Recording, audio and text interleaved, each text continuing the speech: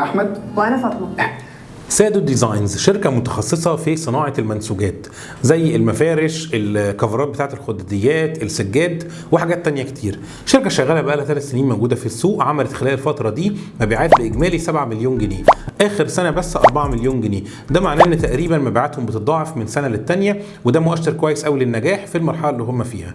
احمد وفاطمه اتنين متجوزين وهم صحاب الشركه، كانوا جايين وطالبين 2 مليون جنيه مقابل 20% من الشركه، يعني مقيمين شركتهم ب 10 مليون جنيه. اول حاجه لفتت نظري ان كلمه سادو او البراند بتاعهم على كلامهم ده معناه النول اللي بيتنسج عليه النسيج، وانا بحب قوي ان يبقى فيه اهتمام باختيار اسم الشركه، فدي اول نقطه كانت بوزيتيف في البيتشنج بتاعهم. ولكن دخلوا اول كلمه بعدها بيقولوا احنا في ثروه مهدره في مصر وهي الحرف اليدويه. طبعا كلمه زي كده وانت قدامك شارك زي محمد فاروق بتخرجه بره الحسبه خالص، لان احنا معروف قوي عنه ان هو بيحب الحاجات السكيلبل اللي بتشتغل بماشينز تقدر تعمل ماس برودكشن، وطبعا الهاند كرافتس ما تخليكش تعمل الكلام ده خالص. تاني حاجه برضو قالها احمد ولفتت نظري ان هو بيقول مصر فيها 2.5 مليون حرفي بيمثلوا 2.5% من الجي دي بي بس، وهو بيقول يعني ان ده رقم قليل. احنا اساسا اكتر من 100 مليون، فال 2.5 مليون دول هم بيمثلوا 2.5%، ف 2.5% من الجي دي بي يبقى موجود من الحرف اليدويه او من دول، اعتقد ده رقم كويس قوي يعني، مقارنه بين الحاجات التانية فيها ماس برودكشن وماشينز وبتعمل حاجات اكبر من كده بكتير. من الافكار الذكيه اللي عملوها هي الانتجريشن مع المصممين التانيين. هم بداوا الموضوع ان هم بيصمموا حاجات وبينسجوها ويبداوا يبيعوها، ولكن الحاجات دي ما كانتش كفايه، وبالتالي لازم يكمل عنده كده بنقول بلغه البيزنس يبقى عندي دولاب كامل من المنتجات. فانا في منتجات مش عندي هجيب حد تاني بيعملها وبيعملها ديزاين وادخله معايا في الشغلانه كبيع، بحيث ان انا يبقى عندي الدولاب كامل قدام العميل، فيدخل يشوف ده ويشوف ده ويشوف ده ويعرف يشتري اللي هو عايزه، فده بيزود مبيعات كل المنتجات. دي كانت فكره ذكيه. كمان لما اتسالوا في الاستثمار هيستخدموه في ايه، فقالوا ان 60% منه هيستخدموه عشان يعملوا فرع تاني ليهم في غرب القاهره. هم كانوا فاتحين ناحيه التجمع وعايزين يفتحوا ناحيه زايد واكتوبر، وده قرار كويس قوي، لان فعلا الحاجات الهاند كرافت او الهاند ميد محتاج الواحد يحسها ويشوفها، صعب قوي يشتريها اونلاين، وبالتالي كنت شايف برضو ده من القرارات الكويسه اللي هم واخدينها. بصراحه بقى من الحاجات اللي كانت عكس توقعاتي ان في وسط النقاش لقيت محمد فاروق بدا يهتم بالموضوع، بس ده عشان حاجتين. اول حاجه ان هم بداوا يتكلموا في الحاجات اللي بتخدم الاول دور، وهو عنده لاينز جديده دلوقتي في موبيكا بتخدم الفرنتشر اللي اول دور. وتاني حاجه ان هم في وسط الكلام قالوا ان في مكان موجود مش كل الحاجات بتعمل هاند ميد، يعني هو الديزاين ماشي في السكه بتاعت شكل الهاند ميد، ولكن اللي بيعمله مكان، وبالتالي ممكن يكون في نوع من انواع الماس برودكشن. وكمان بقى اكتشفنا ان هو بعد ما عجبته الكواليتي وبص عليها ولقى حاجات الديزاينات بتاعتها شبه ديزايناته قوي في موبيكا، فقال لهم انا ممكن اتعاقد معاكم. قالوا احنا بالفعل اصلا متعاقدين مع موبيكا وفي حاجات احنا بنصنعها لكم، فده اللي خلى محمد فاروق فعلا يبدا يبقى مهتم. احمد طارق بقى كان اول حد يديهم اوفر، عرض عليهم 2 مليون مقابل 30% من الشركه، يعني تقريبا قيم الشركه ب 7 مليون.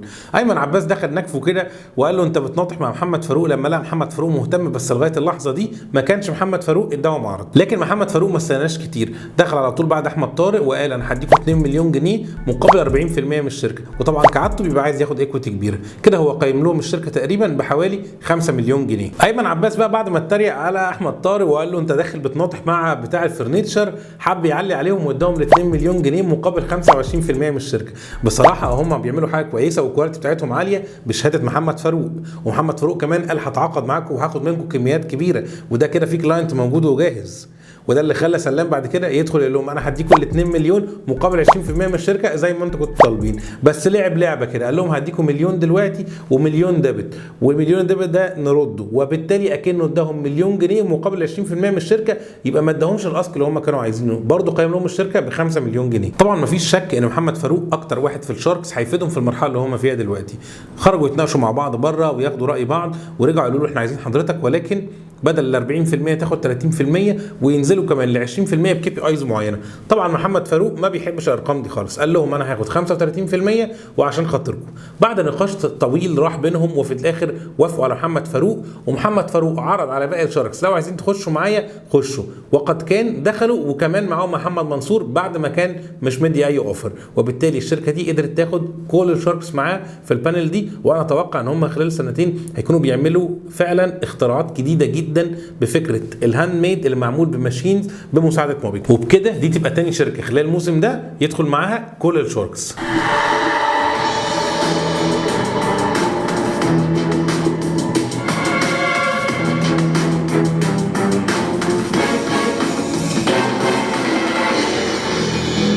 اهلا وسهلا بحضرتك. انا حازم سالم، مؤسس دامج. بصراحه انا مش عارف اقول هي الشركه متخصصه في ايه. حازم دخل عرض الاول ويب سايت وويدجت، وبعدين اتكلم في حاجات ليها علاقه بالاستشارات، وبعدين اتكلم في حاجات ليها علاقه بالانفراستراكشر، وبعدين اتكلم بحاجات ليها علاقه بالهاردوير. فانا مش عارف هم متخصصين في ايه، ولكن بشكل عام هم مهتمين بتسهيل الحياه لذوي الهمم، سواء بقى الحياه دي حاجات فيزيكال او انتقالات او الجزء الديجيتال واستخدام التكنولوجيا والموبايلات والويب سايتس والجزء ده يعني. هم شغالين في السوق بقالهم سنتين، عملوا تقريبا حوالي 4 مليون جنيه اجمالي مبيعات، منهم 2.5 مليون جنيه مع الحكومه. الاسك بتاعهم كان 6 مليون جنيه مقابل 20% من الشركه، يعني تقريبا مقيمين الشركه ب 30 مليون جنيه. الفكره اللي عرضها حازم في الاول هي الويب سايت ويدجت، ان هو زي تول يعني بتتحط على الويب سايت، بحيث ان مثلا ادي كلام الويب سايت، بدل ما انت مثلا بتعمل ترانسليت من انجلش لعربي، لا انت ممكن تعمل ترانسليت من الكلام للغه الاشاره، وكذا حاجه ليها علاقه بالجزئيه دي. ولكن التول دي بتتباع للويب سايت اونر نفسه، هو اللي لازم يسطبها على الويب سايت بتاعه عشان التولز دي تكون شغاله عنه، يعني مش حاجه، مش مثلا اكستنشن بيتحط على جوجل كروم او اي براوزر بحيث انه يعمل الشغلانه دي. الفكره بشكل عام كويسه، واهتمامهم بتسهيل حياه لذوي الهمم ده ماشي مع توجه الدوله، وده اللي خلاهم فعلا يعملوا شغل مع الحكومه في السنتين اللي فاتوا، واعتقد دي حته كويسه. ولكن هو عرضها بشكل انا ما كنتش شايفه مناسب قوي، كان لازم يعرضها ان الحاجات دي مفيده للبزنس اونر او الويب سايت اونر نفسه، وان انا ببيع له لان هو مهتم ان هو يبان شكله كويس قدام المجتمع، مهتم ان هو يبان بيسبورت الجزئيه دي. ولكن انا فكره ان انا عايزك تتعاطف معايا عشان انا مهتم بمساعده ذوي الهمم فعملت التول دي، لا هي التول دي مش هتساعدهم، لان هي مش ليهم، هي للويب سايت اونرز نفسهم. طبعا نتيجه ان هو عرض حاجات كتيره قوي في البيتشنج زي ما قلت لكم، وحاجات مختلفه وبعيده عن بعضها، ده خلى محمد فاروق يقول له انا عايز حاجه محدده، عايز اعرف انت بتقدم ايه بالظبط. وكمان عمل جدال بقى بين الشاركس، تقريبا قعدوا 3 دقايق يكلموا بعض، والراجل واقف مش مدينه فرصه يتكلم ولا يقول اي حاجه، بيردوا على بعض، وده يقولوا لا انت لا ده غلط، لا هو ما يقصدش كده، لا يقصد كده، والجدال كان بينهم هم. من ضمن بقى الحاجات اللي اتقالت في وسط النقاش دوت والخناقه الصغيره اللي بين الشاركس، ان الكل اللي انت بتعمله دوت شات جي بي تي بيعمله. مثلا ما انا ممكن ادخل اسال شات جي بي تي اي سؤال ويجيب لي اي معلومه. في الحقيقه انا كان عندي رد مش عارف هو ليه ما ردوش، هل يا جماعه وجود شات جي بي تي هيلغي وجود الويب سايتس؟ انا ببيع للويب سايت، هل وجود الشات جي بي تي انه يقدر يعرفني سعر منتج معين في ويب سايت معين هيخلي الويب سايت ده يختفي؟ ما هو لو اختفى الشات جي بي تي مش هيشتغل. فلازم كل شركه يبقى عندها الويب سايت بتاعها، وكل شركه كبيره لازم تدعم ذوي الهمم بانها تحط ويدجت زي كده عندها على الويب سايت، فكان لازم يرد بالشكل ده. من الخدمات الثانيه بقى اللي هم بيعملوها ان هم بيعملوا كاستمايز ديزاين للاماكن، يعني مثلا عندك كومباوند، عندك مول، عندك شركه عايزها تكون بتخدم ذوي الهمم في الاعاقات المختلفه، هم يجي يقول لك لا انت محتاج ايه هنا، عايز تعمل ايه هنا، تعدل دي ازاي، يغير لك حاجه في الديزاين. فمن هنا بقى عبد الله سلام خد الفكره دي وقال له بس انا عايزك بقى معايا كونسلتيشن للمشاريع بتاعتنا في مدينه نصر، وده فكره كويسه جدا. وقال له هتعاقد معاك عقد ب 6 مليون جنيه اللي هو كان طالبهم، وهاخد منك بس ال 20%، يعني تقريبا اداله نفس الاسك اللي هو طلبه. الغريب بقى انه قال له طب هخرج استشير. انا مش عارف هو استشير ايه بالظبط، لان انت خدت كده، انت كنت طالب حاجه وهو الراجل عرضها وقال لك كمان ده انا هفتح لك شغل، وده زبون بالنسبه له كبير بعقد 6 مليون جنيه، فقال له هخرج استشير حد وارجع. الغريب انه بعد ما رجع كمان طلب حاجات زياده على اللي هو كان عايزه، وده اللي خلى محمد فاروق يسخن عبد الله سلام ويخليه يرجع ويسحب الاوفر بتاعه ويقول له خلاص انا هبقى زبون عندك بس لكن مش هديك اوفر دلوقتي. وبصراحه دي كانت من اكبر الاخطاء اللي شفتها من اول موسم، وبكده خرج حازم من الفقره دي بدون ما ياخد اي اوفرز من اي شارك.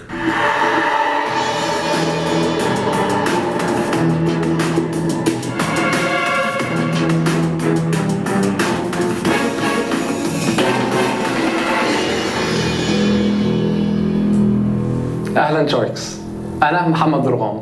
وانا عمرو سلامه. احنا شركاء مؤسسين لزنك برنت. زنك برنت شركه متخصصه في الكاستمايزد جيفت، يعني باختصار كده تقدر تطبع لك اي تصميم على تقريبا اي منتج. مش بس كده، هم كمان بيسوقوا للموضوع ان هو يقدر يساعد الشباب الصغيره اللي معهمش بادجت كبيره ان هم يعملوا حاجه شبه الدروب شيبينج. انت تعمل عندنا ديزاين على اي منتج، شنطه ولا حزام ولا تي شيرت ولا اي حاجه، واحنا هنديك ال 3 دي موك ابس بتاعته تحطها على الويب سايت عندك، تعمل اونلاين ستور بتاعك، يجي لك اوردرات تطلب مننا نصنعها ونوصلها للعميل ونبعت لك فلوسك وناخد النسبه بتاعتنا. يعني اوبشن بصراحه كده ظريف ومتكامل، موديل هايل جدا للشباب الصغير. الشركه شغاله بقى لها سنتين وعملت مبيعات باجمالي 2.7 مليون جنيه، وتعتبر كده شركه ميكس ما بين انها بتقدم سيرفيس او بتقدم ويب سايت وتك، وان هي بتصنع منتجات، لان في منتجات بتصنعها او بتعمل لها برينتنج وبتوصلها. فهي عامله ميكس ظريف، بس هي مهتميه بالجزء التك عندها قوي، بحيث ان الويب سايت يقدر يخدم الناس اللي فعلا عايزه تعمل اونلاين ستورز من غير ما يبقى عندها كابيتال كبير. الاسك بتاعهم كان 5 مليون جنيه مقابل 20% من الشركه، يعني مقيمين شركتهم ب 25 مليون جنيه، تقريبا حوالي 10 اضعاف مبيعاتهم خلال السنتين اللي فاتوا، وده تقييم عالي شويتين. الموديل بتاعهم ده عامل زي شركات الدعايه، يعني اللي ما يعرفش مثلا شركات الدعايه بتعمل للشركات، مثلا عندك مجات تطبع لك عليها، عايز نوتس تطبع لك عليها، عايز بزنس كارد هولدر تطبع لك عليها، اقلام تطبع لك عليها. فهو عامل زي الموديل ده، بس الميزه عندهم بقى ان هو ممكن يطبع لك من اول قطعه واحده، مفيش مينيمم اوردر، فده اللي يخلي اي حد يقدر يتحرك. انا جالي اوردر بيه تي شيرت، اعمل التي شيرت وابعته للزبون واكسب فيه، وهم خدوا النسبه بتاعتهم. وكمان عملوا حاجه جديده قوي في العرض، ان هم جابوا 2 من الزباين بتوعهم، اصغر 2 زباين عندهم في الاستوديو اثناء التصوير. الحركه دي كانت حلوه، ولكن ما عداش دقيقه والموضوع وقع من نظري، لان اكتشفنا الاثنين اللي هم جايبينهم صغيرين دول لسه ما باعوش ولا قطعه على الاونلاين ستور بتاعهم من خلال زنك برنت. هم بس بدأوا معاهم الفكرة، او يعني دخلوا ان هم يعملوا اونلاين ستور ويستغلوا زنك برنت. طب انت جايبهم ليه؟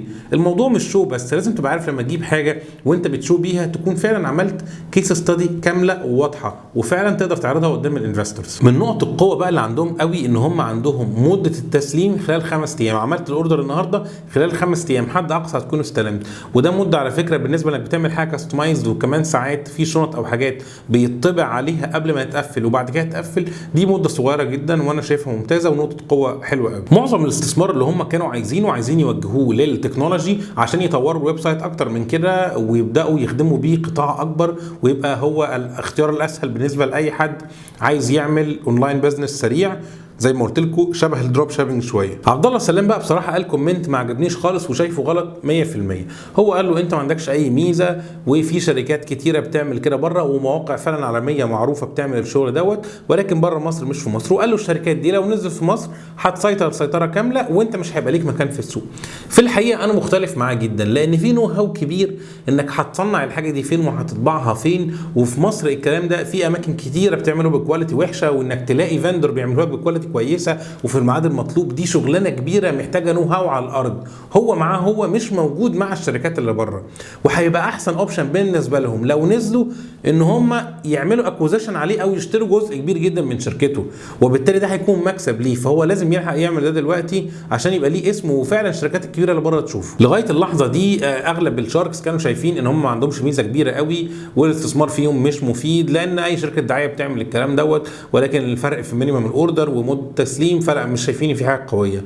لغايه لما هم جم عند محمد فاروق لما قال اوت، قالوا له بس احنا شايفين ان حضرتك بالذات مهم قوي بالنسبه لنا. النقطه دي كانت نقطه فاصله في النقاش، وخلى النقاش يكمل بعدها حوالي ربع ساعه زياده، وقدروا ياخدوا عرض في الاخر. لما محمد فاروق استغرب الكلمه وقال لهم اشمعنى انا؟ طب ليه؟ قالوا له احنا عندنا فكره ان احنا عايزين نعمل الكلام ده، بس مش بس بقى على الشنط ومحافظ والحاجات دي، لا ده احنا عايزين نعمله في الاساس. يعني انت عايز تبعت هديه لحد، تبعت له كاستمايز ديزاين كنبه، كاستمايز ديزاين كرسي كامل، حاجات ليها علاقه بالديكوريشنز بتاعت البيت، حاجات اكبر وليها علاقه بموبيكا. الفكره حلوه جدا، وانا كنت شايف ان هو المفروض يبدا بيها، لان هو ده الاختلاف عن بقيه الحاجات او الدخول في قطاعات مختلفه، وده اللي عجب محمد فاروق وخلاه يهتم ويكمل يسمعهم. وكمان اصرارهم ان هم عايزين يخرجوا باوفر، وعملوها بطريقه شيك وحلوه مش برخامه. النقاش لما زاد والكلام طول خلى عبد الله سلام يراجع نفسه، وبعد ما كان قال اوت قرر يديهم عرض. بس قبل ما يقولوا ايمن عباس قطعه وقال لا انت عديت دورك بقى، استنى في الاخر، وراح داخل ايمن عباس مديهم عرض ال5 مليون اللي هم عايزينهم مقابل 40% من الشركه، يعني قيم لهم الشركه بحوالي 12.5 مليون جنيه. دخل بعديه محمد فاروق قال لهم انا هديكوا اوفر، لان هم عجبوا اصرارهم جدا، فقال لهم هديكوا ال5 مليون مقابل 50% من الشركه.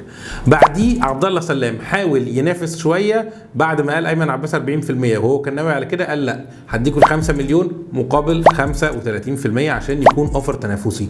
ولكن محمد فاروق بقى نهى الكلام خالص، قال لهم انا هديكوا الفلوس دي، ولكن انا هتحمل كل مصاريف التك مقابل 5% من الريفينيو بتاع الشركه، ومش هدفعكم ولا مليم في التك.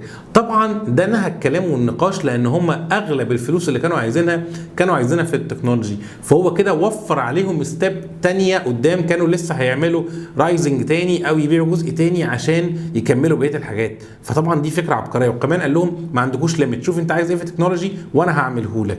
وطبعا محمد فاروق عنده ناس تعمل الكلام ده احسن بكتير من اللي هم كانوا هيعملوه. مش بس كده، كمان محمد فاروق قال لهم هديكوا 2 تخزين عندي مجانا.